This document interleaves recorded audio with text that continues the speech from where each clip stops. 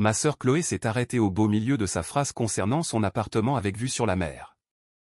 L'assiette en carton de ma mère a basculé, faisant tomber de la salade piémontaise sur l'herbe. Le visage de mon père a perdu toutes ses couleurs lorsqu'il a murmuré d'une voix rauque, « Quelle maison !» J'ai bu calmement une gorgée de mon thé glacé, laissant le silence s'étirer. 17 tantes, oncles et cousins s'étaient tus. Tous les regards faisaient du ping-pong entre Maître Delorme et mes parents. La chaleur lourde de ce mois de juin a soudain semblé plus étouffante. Vous ne leur avez pas dit ? Les sourcils du notaire se sont levés. Il avait géré ma transaction 6 mois plus tôt, totalement inconscient qu'il venait de lâcher une bombe lors de la réunion annuelle de la famille Blanc. Camille a restauré l'ancien domaine des Cèdres. Aucun lien de parenté avec moi, malheureusement, dans la vallée de Chevreuse. Une propriété magnifique, 8 chambres, de véritables moulures d'époque au plafond. La préfecture était sur le point de la faire démolir pour des arriérés d'impôts. Mon père s'est levé brusquement, sa chaise pliante raclant le béton. C'est impossible. Camille travaille au centre des impôts. Elle n'est qu'une simple employée de bureau, a-t-il dit. Exactement de la même manière que quelqu'un dirait cafard. En fait, j'ai posé mon verre avec une précision délibérée, je suis contrôleuse principale des finances publiques au pôle recouvrement. Et ce, depuis 4 ans. La main de ma mère a volé à sa poitrine. Mais tu as dit que tu travaillais au sous-sol à faire de la paperasse. Je travaille au rez-de-chaussée, oui. Et la paperasse que je fais détermine quelles propriétés font l'objet d'une procédure de saisie immobilière pour impayé. J'ai soutenu le regard de mon père avec assurance. Y compris les propriétés appartenant à des personnes qui n'ont pas payé leurs impôts fonciers depuis 7 ans. Le premier climax a fait son effet. Ma cousine Juliette a halté. Mon oncle Laurent s'est penché en avant. Le visage de Chloé était passé de bronzé à livide. Mon père m'avait toujours présenté de la même façon lors de ces réunions, voici Camille, notre aînée. Elle classe des dossiers pour l'État. Pas comme Chloé. Chloé prépare son master en école de commerce. Peu importe que Chloé prépare ce master depuis 6 ans tout en vivant gratuitement dans le souplex aménagé de mes parents. Ce que mon père ne savait pas, ce que personne ne savait, c'est que chaque dimanche lors du repas familial de la dernière décennie, pendant qu'ils discutaient de l'avenir brillant de Chloé et de mon présent décevant, j'avais discrètement acquis une expertise en droit fiscal. En acquisition de biens et en réhabilitation immobilière. Le domaine des Cèdres a été mis aux enchères en décembre, ai-je continué d'une voix posée et professionnelle. La mise à prix était de 1 euro symbolique en raison de problèmes structurels et d'une hypothèque légale du Trésor de 847 000 €. J'ai été la seule enchérisseuse à avoir correctement fait des recherches sur les titres de propriété. Maître Delorme, béni soit son cœur ignorant, souriait toujours. La dette fiscale a été transférée à l'État à la mort du précédent propriétaire sans héritier. Camille, ici présente, a rempli les documents pour la faire annuler dans le cadre du règlement de la saisie. La transaction la plus propre que j'ai gérée en 20 ans. Mon père s'est laissé retomber dans sa chaise. 800 000 € d'arriérés. Annulé. Procédure standard selon le livre des procédures fiscales, ai-je dit. Lorsqu'un bien est saisi pour impôts impayés et qu'aucun héritier ne le réclame dans le délai légal, l'État peut effacer la dette pour faciliter la vente. Ça arrive environ 40 fois par an rien que dans notre département. Ma sœur a finalement retrouvé sa voie. Alors tu as acheté un manoir pour 1 euro ? J'ai acheté une demeure bourgeoise du 19e siècle structurellement instable nécessitant environ 200 000 € de travaux, que j'ai financé grâce à une subvention de restauration que j'ai moi-même rédigée et qui a été approuvée par les Bâtiments de France. J'ai sorti mon téléphone et j'ai fait glisser l'écran jusqu'à une photo. Ça, c'était en janvier. L'image montrait un cauchemar d'architecture de style Second Empire. Un porche affaissé, des fenêtres brisées, un toit effondré sur les lais. La cousine Juliette a grimacé. J'ai de nouveau fait glisser l'écran. Ça, c'était la semaine dernière. La transformation était spectaculaire. Un nouveau toit en ardoise, des lambrequins en bois sculpté restaurés, une peinture fraîche dans des couleurs historiquement exactes. Le porche qui faisait le tour de la maison brillait avec de nouvelles balustrades. Un aménagement paysager d'époque encadrait l'entrée. Mon Dieu, a soufflé l'oncle Laurent. Ça doit valoir. L'estimation actuelle est de 1,2 million d'euros, a fourni Maître Delorme avec complaisance. Je viens de la faire réaliser pour le refinancement de Camille. Elle dégage de la trésorerie pour terminer les rénovations intérieures. Ma mère a émis un petit gémissement blessé. Mon père fixait la photo comme si elle allait le mordre. La révélation a frappé exactement au bon moment, à 23% du début de la réunion, assez tôt pour que tout le monde reste pour les conséquences. Pourquoi tu ne nous l'as pas dit? La voix de ma mère s'est brisée. Nous sommes ta famille. J'aurais pu dire beaucoup de choses. J'aurais pu mentionner les 17 dîners du dimanche où j'avais essayé de partager l'évolution de ma carrière, pour être interrompu afin que Chloé puisse parler de son dernier projet entrepreneurial. J'aurais pu évoquer mes 30 ans, quand mon père a porté un toast au succès futur de Chloé et a complètement oublié de me mentionner. J'aurais pu faire référence à ce Noël où j'ai reçu une carte cadeau Starbucks de 15 € tandis que Chloé recevait un chèque de 3000 € pour les frais de son école de commerce. Au lieu de cela, j'ai simplement dit, vous n'avez jamais posé la question. Le registre fantôme s'accumulait depuis des années, et j'avais documenté chaque entrée. Coût financier, 47 000 € de prêts accordés à Chloé entre 2018 et 2024, jamais remboursés. 12 000 € pour mon propre master en administration publique, entièrement financé par mes soins. 8 500 € pour couvrir les dettes de carte de crédit de Chloé en 2021, après que mes parents m'ont supplié d'aider la famille. 156 000 € de frais de logement que j'avais payés en vivant seul, pendant que Chloé ne payait rien à la maison. Coûts émotionnels, j'ai manqué la soutenance de mon mémoire parce que Chloé avait besoin de quelqu'un pour la conduire à un événement de réseautage crucial, elle est allée faire du shopping. J'ai zappé ma fête de promotion parce que Chloé avait une crise, une mauvaise coupe de cheveux. Ma médaille d'honneur de la préfecture en 2022, mes parents n'y ont pas assisté parce que ce n'était qu'un truc de boulot. L'enterrement de grand-mère, où mon père a présenté Chloé à des parents éloignés comme notre fille qui a réussi et moi comme celle qui travaille toujours pour l'État. Coup d'opportunité, j'ai refusé un rendez-vous avec un ingénieur civil parce que les dîners du dimanche étaient obligatoires. J'ai repoussé l'achat de mon premier logement de 3 ans pour maintenir l'harmonie familiale en finançant les projets de Chloé. J'ai décliné une intervention au Congrès national des finances publiques parce que ça tombait en même temps que la fête d'anniversaire de Chloé. Ce schéma portait un nom. Je l'avais appris dans le groupe de soutien que j'avais discrètement rejoint 8 mois plus tôt. La dynamique du bouc émissaire et de l'enfant doré, une structure familiale narcissique classique. Le bouc émissaire réussit bien qu'il soit rabaissé. L'enfant doré échoue tout en étant loué. Les parents maintiennent l'illusion pour éviter d'affronter leur propre dysfonctionnement. J'avais fait plus que documenter. J'avais planifié. La voix de mon père est devenue tranchante. Son mode par défaut lorsqu'il perd le contrôle. Si tu avais ce genre d'argent et d'opportunités, tu aurais dû aider ta sœur. La famille soutient la famille. Le sourire de Maître Delorme a finalement vacillé. Il commençait à sentir le courant de fond. En parlant de soutenir la famille, ai-je dit doucement, je devrais mentionner que la propriété située au 12 rue des Lilas, la maison en location que maman et toi possédez, a actuellement 19 mois de retard sur le paiement de la taxe foncière. Le montant total dû, avec les pénalités, s'élève à 34 780 €. Le visage de ma mère est devenu blanc. Comment es-tu au courant pour la rue des Lilas?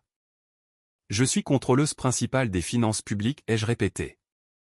Je connais toutes les propriétés en défaut de paiement du département. La rue des Lilas entrera en procédure de saisie immobilière le 15 juillet. C'est dans 3 semaines, jour pour jour. Le climax a frappé comme un coup de tonnerre. La cousine Juliette est restée bouche bée.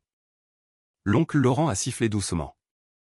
Chloé regardait nos parents tour à tour, la confusion se propageant sur son visage. Vous m'aviez dit que vous aviez vendu cette location, a dit Chloé lentement. Vous avez dit que c'est de là que venait l'argent pour le lancement de ma start-up. La main de mon père tremblait en attrapant sa bière. Nous allions la vendre. Ce n'était pas le bon moment sur le marché. Vous avez donné à Chloé de l'argent provenant d'une propriété sur laquelle vous n'avez plus de fonds propres, ai-je traduit. Les revenus locatifs ont cessé de couvrir le crédit en 2022 quand vos locataires ont déménagé. Vous avez supporté les coûts vous-même, accumulant les dettes, en espérant refinancer ou vendre avant que les impôts ne s'en rendent compte. Tu aurais pu nous prévenir. Les larmes de ma mère ont commencé exactement comme prévu. La manipulation par la culpabilité était aussi réflexe que la respiration. J'ai envoyé 3 lettres recommandées à votre adresse, ai-je dit. Le 15 janvier, le 3 mars et le 1er mai. Toutes sont revenues avec la mention non réclamée. J'ai envoyé 2 emails à l'adresse figurant dans le dossier. Les 2 m'ont été renvoyés. J'ai appelé le numéro de téléphone enregistré au nom du propriétaire à 4 reprises. Pas de réponse, pas de messagerie vocale configurée. C'était la partie à laquelle je m'étais préparé. J'ai sorti une chemise cartonnée de mon sac. Oui, j'avais apporté des documents à une réunion de famille, et je les ai fait glisser sur la table. Ce sont les copies de chaque tentative de communication, ainsi que les numéros de suivi de la poste et les rapports d'échec de distribution des emails. Conformément au Code des procédures fiscales, l'État a rempli son obligation d'informer les propriétaires d'une saisie imminente. Mon père a ouvert le dossier avec des mains tremblantes. Son visage est passé par plusieurs émotions. Le déni, la confusion, la reconnaissance, la rage. « Tu savais qu'on allait les ignorer », a-t-il dit finalement. « Tu comptais là-dessus. »« Je comptais sur vous pour agir en propriétaire responsable », ai-je corrigé. « De la même façon que vous avez compté sur moi pour agir comme un distributeur automatique responsable pendant la dernière décennie. » Maître Delorme était devenu très silencieux, ses instincts de notaire l'ayant finalement rattrapé. Il m'observait avec un intérêt nouveau et ce qui ressemblait à du respect professionnel. « Il y a une solution », ai-je continué. La saisie peut être stoppée si la totalité du montant est payée avant le 15 juillet ou si un échéancier de paiement est mis en place avec la trésorerie. J'ai pris la liberté de rédiger une proposition de plan d'appurement. J'ai fait glisser un deuxième document sur la table. 48 mois, 724,58 € par mois, 3% d'intérêt sur le solde restant. Largement dans vos moyens si Chloé contribue à sa part des dépenses du foyer. Les yeux de ma sœur s'écarquillèrent. Ma part ? Tu as 28 ans et tu vis gratuitement dans une maison qui est sur le point d'être saisie parce que tes parents ont dépensé leurs revenus locatifs pour financer tes diverses entreprises commerciales, ai-je dit. La brasserie de kombucha qui a fait faillite en 6 mois. Le système pyramidal des huiles essentielles. Le portefeuille de crypto-monnaie qui a perdu 23 000 €. Cette entreprise de conseil qui n'a jamais eu un seul client. Tout a été financé avec de l'argent que mes parents n'avaient pas. Les chiffres étaient précis, dévastateurs, publics. La cousine Juliette avait sorti son téléphone en faisant semblant de ne pas filmer. L'oncle Laurent ne faisait même plus semblant. L'objectif de son appareil photo était ouvertement braqué sur notre table. Cela deviendrait une légende familiale avant le coucher du soleil. La rage de mon père a finalement explosé. Espèce d'ingrate vindicative. Attention. Maître Delorme l'a interrompu calmement. Son sourire avait disparu. Vous êtes dans un rassemblement public et les accusations de vindicte envers une fonctionnaire de l'État dans l'exercice de ses fonctions légalement prescrites pourraient être interprétées comme du harcèlement selon le code pénal. Mon père s'est figé. Maître Delorme a poursuivi, la voix agréable mais le regard froid. Camille a des documents prouvant qu'elle a tenté de vous contacter par tous les moyens légaux. Elle vous propose un échéancier de paiement qui empêche la saisie. Elle agit en totale conformité avec ses obligations professionnelles. Toute suggestion du contraire pourrait constituer de la diffamation. Je n'avais pas demandé au notaire de me défendre, mais voir l'arrogance de mon père se dégonfler a été le climax le plus savoureux de la journée. Il y a encore une chose, ai-je dit doucement. Le plan de paiement que je vous propose est en fait inférieur au taux standard. J'ai utilisé mon pouvoir discrétionnaire en tant que contrôleuse principale pour réduire les intérêts de 6% à 3%. Je l'ai fait ce matin avant de venir ici parce que, malgré tout, vous restez mes parents. Ma mère a sangloté de plus belle.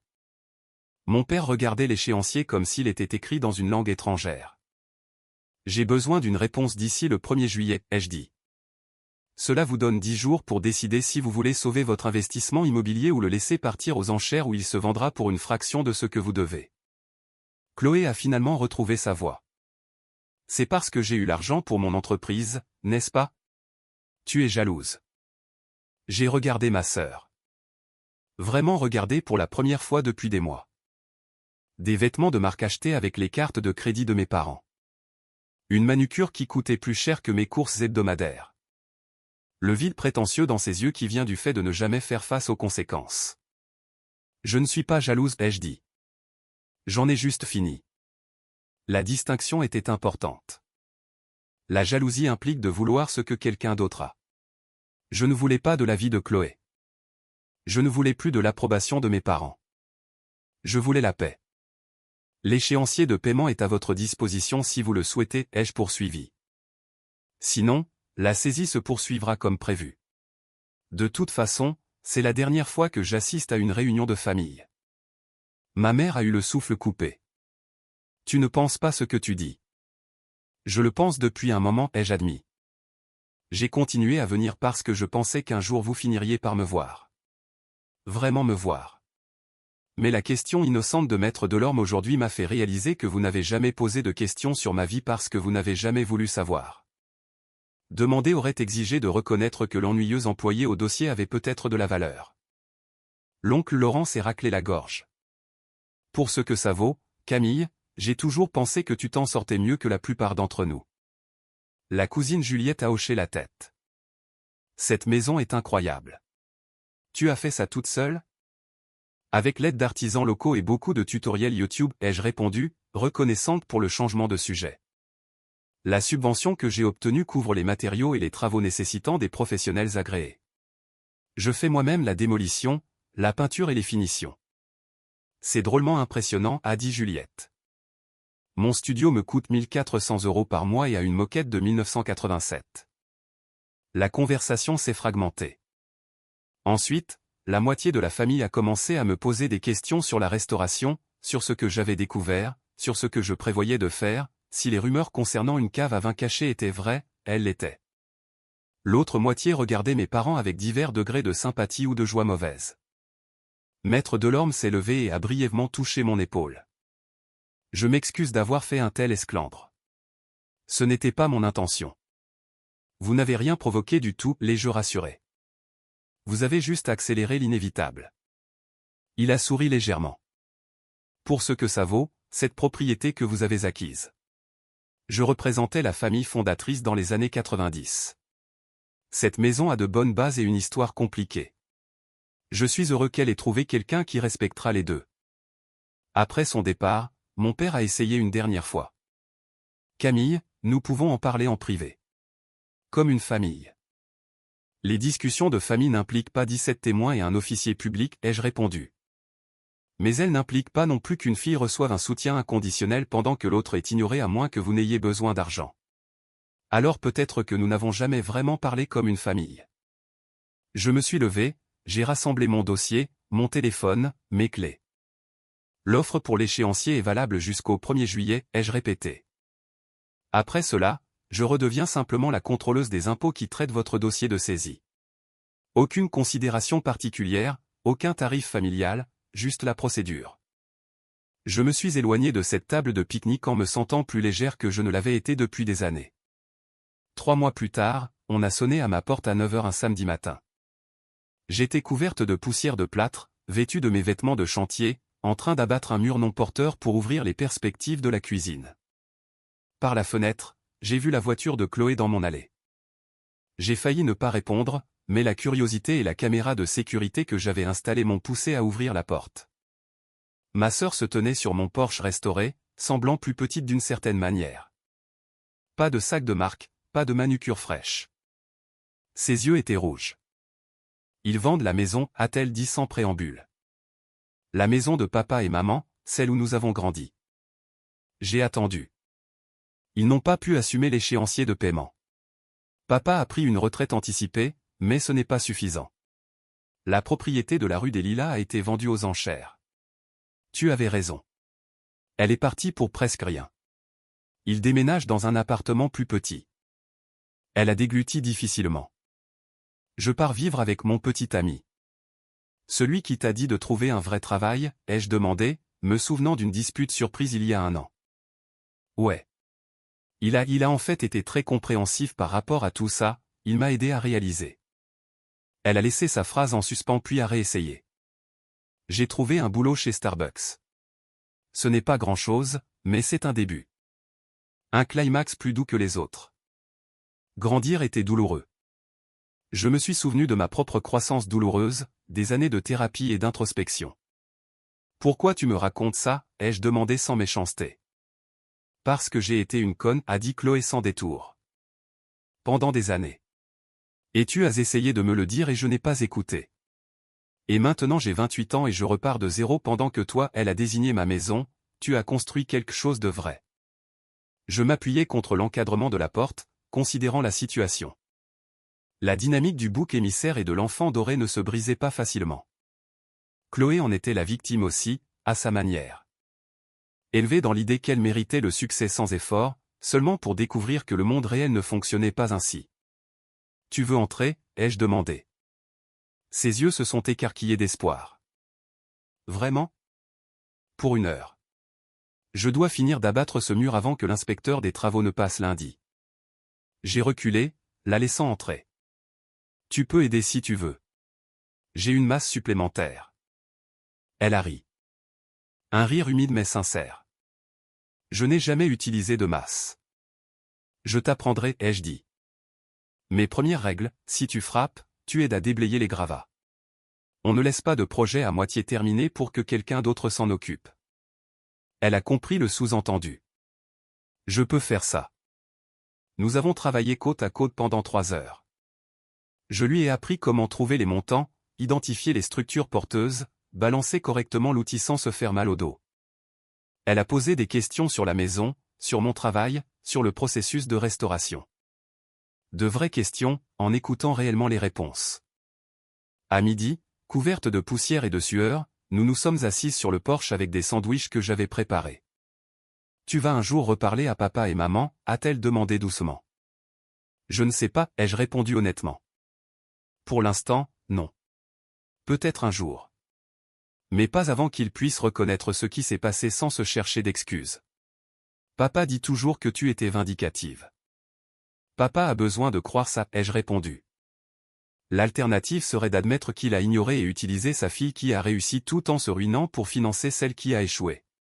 C'est une vérité difficile à avaler. Chloé a tressailli mais a hoché la tête. Je suis désolé d'avoir fait partie de ça. Je sais. Je l'ai regardé. Vraiment regardé comme j'avais voulu que mes parents me regardent. La question est de savoir ce que tu vas faire ensuite. Continuer à manier la masse, a-t-elle dit. Métaphoriquement. Ou peut-être littéralement si tu as besoin d'aide avec d'autres murs. J'ai souri. Je te tiendrai au courant. Elle est partie 1 heure plus tard. Je ne savais pas si nous reconstruirions une relation de sœurs, mais c'était un début, honnête, délimité, réciproque. Mes parents n'ont jamais accepté l'échéancier de paiement. La propriété de la rue des Lilas a été vendue pour 127 000 € aux enchères, couvrant à peine la moitié de leurs dettes. Ils ont déménagé dans un petit 3 pièces et ont complètement cessé de me parler, ce qu'ils ont présenté comme étant de ma faute lors de conversations avec des membres de la famille qui me l'ont ensuite rapporté. Maître Delorme m'a envoyé une carte de vœux cette année-là, ainsi que la recommandation d'un client cherchant à acquérir et restaurer une ancienne école de village. Le domaine des Cèdres a figuré dans le magazine architectural Digeste 18 mois après mon achat. L'article mentionnait que je l'avais acheté pour 1 euro symbolique, ce qui a suscité 3 interviews dans les médias, une invitation à donner une conférence pour la Fondation du patrimoine, et une offre d'emploi d'une entreprise de restauration historique à Bordeaux que j'ai poliment déclinée. Je travaille toujours pour l'État. Je gère toujours les saisies immobilières pour impayés. Je vis toujours dans ma demeure bourgeoise du 19e siècle, où j'organise des visites trimestrielles pour les étudiants en architecture et les associations de préservation du patrimoine. Et je n'assiste toujours pas aux réunions de famille. Mais Chloé m'envoie parfois des SMS pour me demander des conseils ou partager de petites victoires. Le mois dernier, elle est devenue manager adjointe. Ce mois-ci, elle s'est inscrite à des cours du soir à l'université. En comptabilité, pas en gestion d'entreprise. Elle apprend à construire quelque chose de vrai. Ce n'est pas une réconciliation totale. Ce n'est pas une fin digne d'un téléfilm de Noël. Mais c'est la vérité. Certaines relations familiales ne peuvent pas être restaurées, seulement respectées à distance. D'autres peuvent être reconstruites lentement, avec des fondations claires et des matériaux authentiques. La clé est de savoir faire la différence entre les deux et d'avoir la force de l'appliquer.